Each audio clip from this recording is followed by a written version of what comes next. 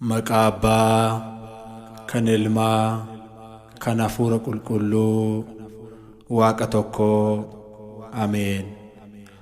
Hangafni dhibbaa deebisee, yaa Gooftaa, bantii mana kootii jala lixuun kee anaaf hin ta'u.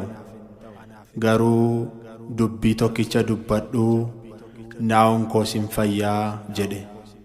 Wangeela Maatiyos boqonnaa 8 lakkoofsa 8.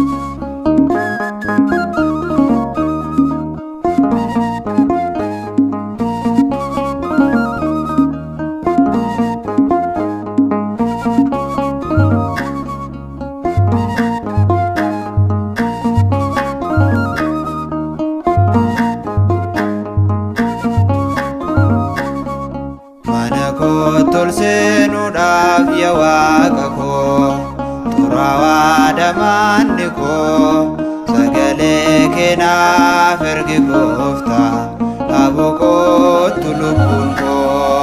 Mana koo tolseenuudhaaf yaa Waaqa koo, xuraawaa damaanni koo, sagalee kee naaf ergi Gooftaa, dhaabuu kootu lubbuun koo.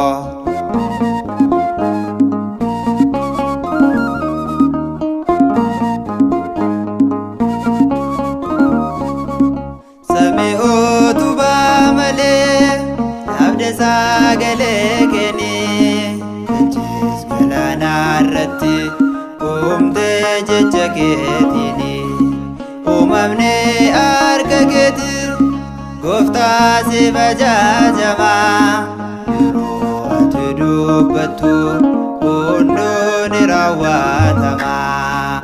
Mana koo tolseenuudhaaf yaa Waaqa koo, xuraawaa damaanni koo, sagalee kee naaf ergi Gooftaa, dhaabuu kootu lubbuun koo.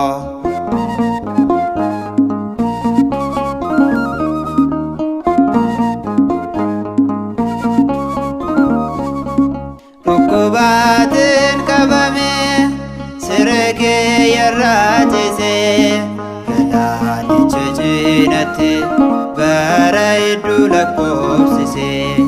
Ka'igaalinaan jette yeroo ati naaf boomtu fayyeera dhibee korra maqaan kee haa ulfaatu.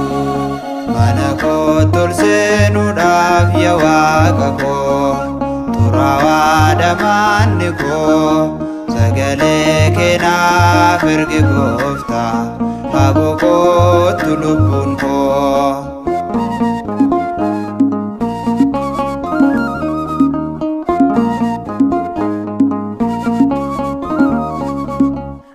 Alaazaranaan jette na waamte awwaalaa keessaa, jirte taduuwa koo gaarummaa kee odeessaa. Jabaadhaa sagaleen kee du'aa boolla kan kaasu, fayyinni rakkoof dhiphoo sirraa addanaan baasu.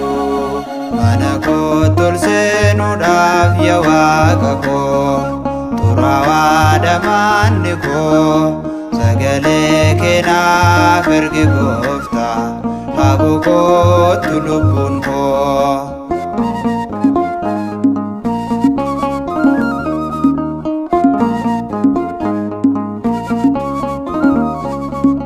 Agartuu koo arguu dhabdee daandii gubbaarra taa'ee, fayyisu ilma Daawit jedhee yemmuu naama'ee.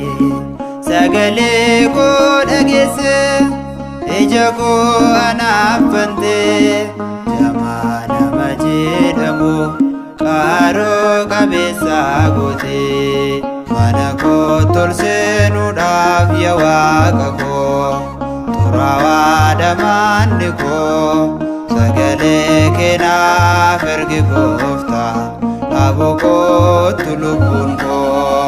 Mana koo tolseenuudhaaf yaa Waaqa koo, xuraawaa damaanni koo, sagalee kee naaf ergi Gooftaa, dhaabuu kootu lubbuun koo